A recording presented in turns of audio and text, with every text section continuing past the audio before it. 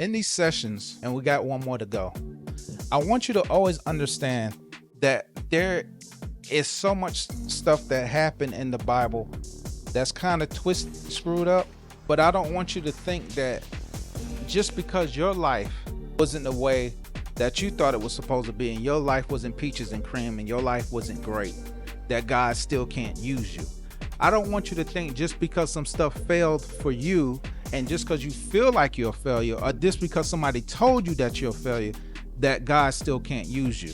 I don't want you to think that when it comes to equipping, God fix broken people, and also he equips people he calls. So he doesn't pay attention to who you are, because he doesn't see the dirt, the human, the peat, the dirt. He sees the spirit that he made, that he says, let's make image of man in our own likeness. He sees that, and he says, I know I can use that to shift everything. So long as I'm going according to your spirit, I can change anything, because nothing is too hard for God. So this line of how David fell by having children from Bathsheba, he ends up marrying her, and then now Solomon comes and has hundreds and hundreds of wives, but we still see that out of this line we get Christ. So we understand that despite on what I go through, despite on what has happened in my life, everything was steered for a particular reason to get me here.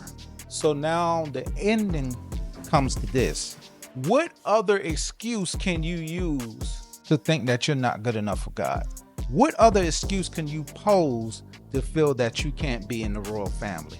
What other excuse can you use that you can't believe or don't believe who God is? What other excuse can you use to think that just because you done what you did, or just because the other person done what they did, or just because someone in the past done what they did, you can't line up or measure up to Christ? Because last time I checked, it's a free ticket to hell. Why is it a free ticket? Because he already died for the sins. So according to the book of John, he says the sin of the world is that you don't believe in Christ. So he's already died for the sin.